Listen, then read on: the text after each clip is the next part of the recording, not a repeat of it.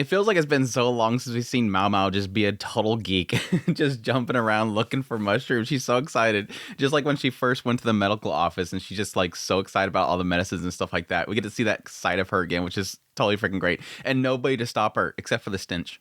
But yes, episode 27, Apothecary Diaries, pretty decent episode. I really do like a lot of what kind of unfolded towards the later part, getting a general sense of, yes, this insanely cutthroat nature of these women. It's like Mao Mao kind of flagged it early on in the episode. Like, oh yeah, I get so swept up in these good moments that I forget that, yeah, there's all these women in here are after each other's throats. This Tao that disappeared, yeah, probably one of these nasty ladies just unfolded some sort of plan upon them. But no, like this episode, not the greatest mystery. I mean, it is for Mao Mao, obviously, but I really don't like these mysteries in Apothecary Diaries where it brings up new characters. Because typically in a lot of cases, it'll try to rush through the mystery itself and just introduce characters to say, well, they were involved this way. And so there's not really a mystery to go through, except for like maybe unfolding the overall story and going, yeah, they brought up this Tao lady at the very beginning. Obviously, she's going to be a part of it later on. It's sort of just one of those, well, it's this way because, oh yeah, by the way, we didn't tell you about this person, but this person right here was involved. It's like, okay, well, there's the mystery is somebody I didn't even know. So you can't really figure out and unravel it as it goes along. They did sort of tie in this mystery a little bit with, yes, Mao Mao herself with her mark, which was interesting. They actually brought that up again. But specifically Gyokyo, and the fact that they were suspected of being a part of Gyokyo being poisoned from the very beginning. I doubt that. I don't think they're going to bring up this character in one little offshoot mystery and say, oh yeah, they were the one that was behind this.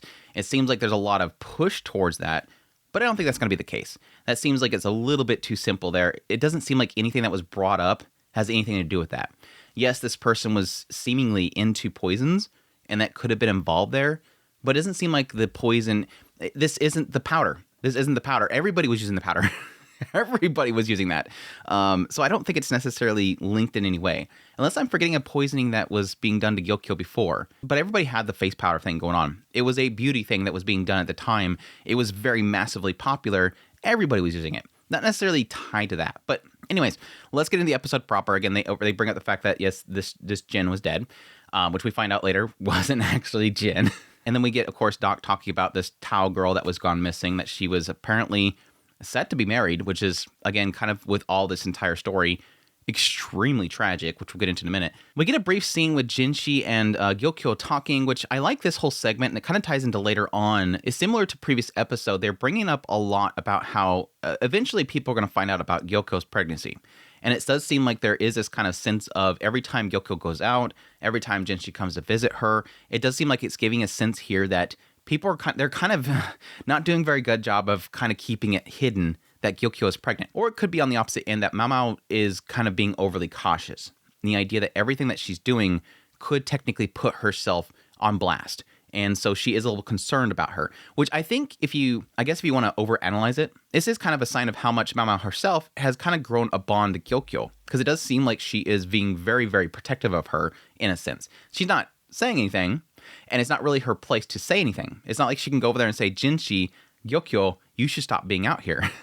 She can probably go over there and say, I want, to give a suggestion that this is probably not good that you're out here. But again, that's not really her place to say. But it is kind of a nice sign to show that Mao Mao is being kind of overly cautious about Gyokyo. But no, Jinshi pulls her off to the side and talks about the school they want to open up, which I like this kind of little bit here because this is one of those showings about the difference in how Mao Mao sees the world and how Jinshi sees the world, which we haven't done quite in a while. And this idea that Jinshi's like, oh, I have this idea for the school. The emperor's giving out all these books. She's like, yeah, everybody's reading it. They're liking it. They're learning how to actually read and write. Okay, I want to open this school. And it's like interesting the idea that like he's like, well, it's going to be really convenient if it's right here, right? Yeah, that's great and all, but from your perspective, it makes sense, right? Because you don't see things the way that commoners do. That if you put it right there, all of these middle ranks and whatnot are going to be right there, and it's gonna be very uncomfortable.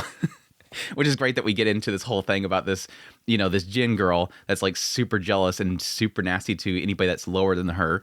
Like, yeah, let's put it right there. Then suddenly all the commoners aren't going to go there because they're going to be feeling very uncomfortable. But it's cool. Again, Mao kind of pointing out that, yeah, that's a really good idea. And they're like all shocked. Are you okay?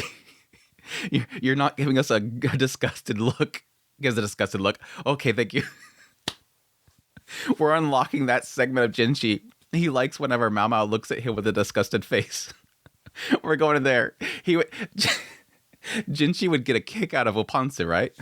Anyways, yeah, that's a little bit right there. Again, very cool. They're opening a school and everything like that. I'm sure that'll be something that Xiaolan is totally going to jump on. So, but yeah, that's when we bring up the mushrooms. He wants her to look into mushrooms. There's been people getting sick. Let's go check on the mushrooms. I will honestly say there is a side of me that really does feel like, and this is something this writer's good at. I will say the idea of bringing up these mushrooms in the northern area, bringing up the northern area in general, it seems like this season is very much so focused on it. I mean, we had this whole segment where Shisui seems to be very interested in going there and drawing the insects and whatnot over there. They bringing up the idea of the sewage, the blockage, all that kind of stuff, building the school over there. Everything seems to be like massively flagging that something has to be happening in this northern region area every single episode. So it does kind of have me a little bit concerned, the idea that something this rare that Mama has found, hopefully it's the only thing that she's found, and hopefully they could do something to stop it from happening again. But there is a side of me that's almost concerned bringing this up, bringing up the fact that Mao Mao has been afflicted by this as well.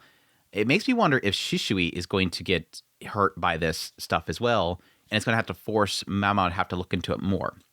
I don't know what kind of plant that is, but it does kind of make me believe that we might have a situation where it's going to become very prevalent in the story because, again, it seems like they keep bringing up this north side. And, again, having that school there as well, it makes me believe that something... And I guess technically, if I remember correctly, Mamo said that they would have to clear out that area for the school. So maybe, hopefully, just the idea they're going to be building a school there is going to alleviate this issue. But again, there's still the problem that they have to get this sewage stuff fixed. Yeah, Mama coming back and she just stinks. Go get clean. You stink. And a very rare moment of having Hyeongyang actually being slightly polite, which was kind of a little weird. When she was like, "Oh, sorry for rushing or whatever," I'm like, "That's not her. That's not her. She doesn't act like that." Which, yes, you could probably argue is just because where they're going. They're going to this whole wake. Which, yes, they go to the wake and it's for Jin. And then suddenly, I don't know where this soul lady shows up and she's super mad. She throws off the cover and says it's all your fault and serves you right. Which, now knowing who that actually is at this point, it's kind of sad. Like, this poor Tao lady had nothing to do with it. And she's dead and she's laying there. And this lady comes in and is like, serves you right. But yeah, that's when Mama is starting to connect everything. Ends up questioning the whole situation, ends up going out to try to find what exactly she's looking for, which, yes, she ends up finding a very, very, very toxic mushroom. I don't know what mushroom this is. I tried to look it up. I couldn't find anything on it, so I'm guessing this is something they've just made up in the story. I could be wrong. Somebody in the comments will probably tell me.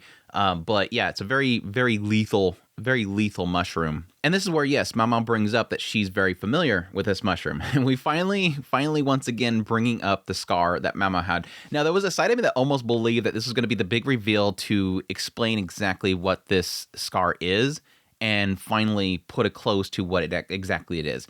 Because I think in the very beginning, what the assumption was that this was a spot that she always used to test poisons and medicines and whatnot.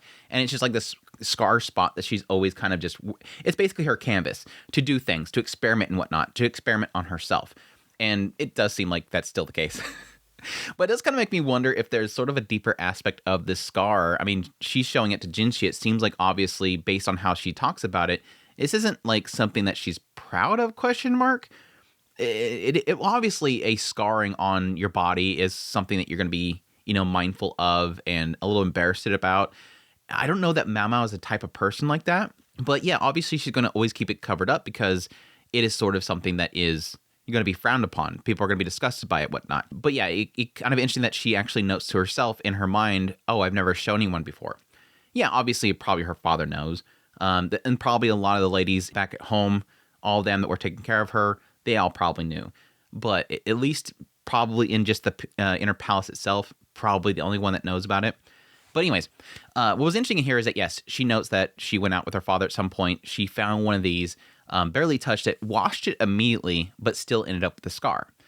I don't know if they implied that this is something that can spread. She did mention when she was talking about that this possibly didn't have anything to do with, specifically this body that they have at the funeral. I'm just saying the body there, because it didn't spread to the face. This is a poison that won't spread to the face. So it does imply that at that point that, yes, this person with the scarring on their hand, the blistering on their hand, probably smeared it on her face, which is it's just so wrong. But anyways, it does imply that it does spread, so it kind of makes me wonder, is this something that Mao Mao will have spread? Now, she said that she found this a long time ago while out in the forest with her father. I would think it would spread by then. So I'm not thinking this is something that's going to spread. It's just a scarring. But I kind of wonder if after she got this scarring from that mushroom, I wonder if she at that point decided, well, I have this here, I might as well try out some other stuff. Or if possibly this is something that had originally triggered her to want to try things. I always thought there was a possibility that this scarring on her arm was something that happened and she was trying to find a way to get rid of it. Which I don't think would be necessarily the case. Typically with scars, it's not that you can just throw some lotion on it and suddenly it disappears.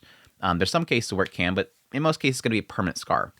But I kind of wonder if she possibly was testing on her arm because she figured out how to cover it anyways.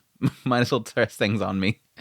Anyways, some interesting thought process there. Yeah, that's where she starts to kind of all connect it together. At that point, she wants to investigate something else, which is where she found some mushrooms that made a semblance that there might be something out there. And they end up finding, yes, the corpse of Lady Jin, the lady that was supposed to be at that funeral over there. So who's the one that was at the funeral?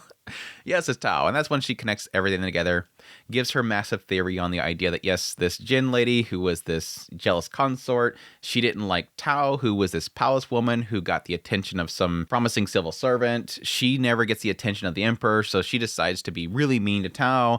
At some point, something happened, and she ends up dead. They don't know exactly what happened. Was it murder or was it an accident or whatever? And feeling bad for Tao, they decide to put her, basically replace her. And so that's kind of the interesting thing, is that because they both look the same, Jin didn't like her because she was getting attention and she wasn't, and thus she was being nasty to her. And then, yes, at some point ends up dead, and they decide to do kind of a body swap situation there. Now, very interesting that they note that, yeah, at some point they had to keep kind of covering her up. At the same time, it does seem like Tao was going on with her life because, again, she only recently disappeared. So I guess whenever that somebody needed to go see Jin, she would, wrap up her face and they would claim that she was ill or whatever, and then just take on the role of Jin. And then whenever the officials leave or Jinshi leaves, she would then take off the wraps and then go back out there and be Tao. And it wasn't until it got to the point where, yes, Tao was supposed to marry this person that she got attention. They had to do something. It seems like Mao is assuming that at that point, Tao was going to finally reveal it or at least leave.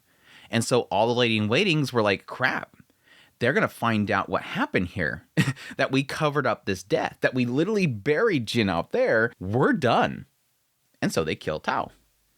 And that's like where it's all nasty. It's like this girl wanted nothing to do with any of this. She's set to get married to a prominent dude, not a really prominent dude, but a promising dude. And yeah, she got her whole life ahead of her. And then suddenly out of nowhere, this whole thing happens. She gets stuck in that role. And then the moment she wants to get out of it, they kill her. Now again, it's all conjecture made by Mao Mao. She's connecting all these dots, not really 100% sure. And she kind of has to stop herself once again. It could have been all this stuff. All this stuff. They couldn't keep up the deception. Stop myself. Again, Mao Mao's painted a really, really, really solid picture, but is it all true? Don't know. And again, whatever she says is Jinshi, it's going to put literally all those lady-in-waitings down for murder and covering up a death. All this stuff. How far can you go with this? And amidst all that, yes, Jin, apparently before all this unfolded, had poisoned So, and So believes that Tao is Jin like everybody else. Crazy stuff. Very, very crazy stuff. Again, I think the whole situation with So is kind of messed up too, and I'm wondering if they might actually bring that up again, because it does seem like she was somebody that the Emperor liked. Even though she was a low-ranked consort, and Jin was jealous about that, she was getting visited by the Emperor. But unfortunately, because she was being poisoned, it seemed like that was the point in which the Emperor couldn't see her anymore. And now suddenly she's just stuck there because the Emperor's nice and not going to, kick her out on the street because she's not going to be able to get married because he's been visiting her. He's just keeping her there and, in his own kindness. Which, yes, most people in modern day would not really see that necessarily as kindness.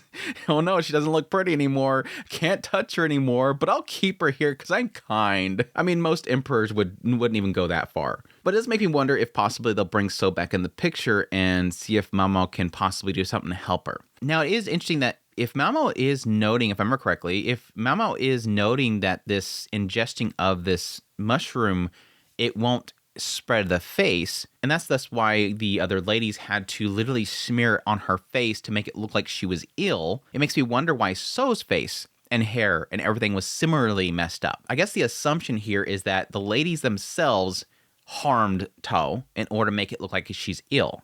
But what happened to So was something completely different because, again, this is something that Jin did to her.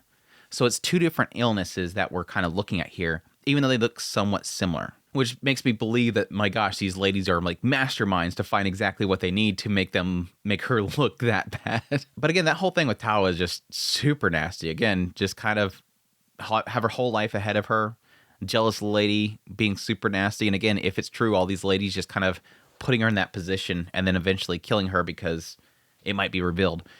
Cutthroat nature of the Rear Palace. But yeah, then it kind of wraps up the entire episode with, yes, Mao Mao losing all of her mushrooms, stuff that she wants to experiment on, and then for randomly bringing up the idea of human fungus that grows on humans and what it would look like and what properties would it have, which felt very ominous, but at the same time, I can probably chop it up as just typical Mao Mao in just her desire for knowledge and curious about something like that, but I don't know if that'll come up in the future, this idea that possibly she's looking for something like that. Which does sort of play into, some of the discussions she's had in the previous season about wanting to look for something like that and what it could do, which at the time I kind of assumed had something to do with her mother, wanting to do something to help her mother and possibly looking for some sort of cure for her, which sadly, I think at the state that her mother's in, there's not really, there's a way of kind of stopping the whole situation, but it seems like the degradation of her brain and whatnot is far beyond reach, unfortunately, at this point. But cool stuff. Cool episode. Really interesting stuff in here. Again, the mystery itself wasn't that great. The overall story of the mystery is really screwed up and interesting, but yeah, not really a mystery that you can kind of pick apart as it goes along. But anyhow, that's my thoughts on episode 27. Hope you guys enjoyed this video. As always, if you did, hit the like button down below. If you're new to the channel, make sure to subscribe before you leave. Like this content, you want to support the channel more, I have links in the description below. Greatly appreciate it. But until next time, y'all take care.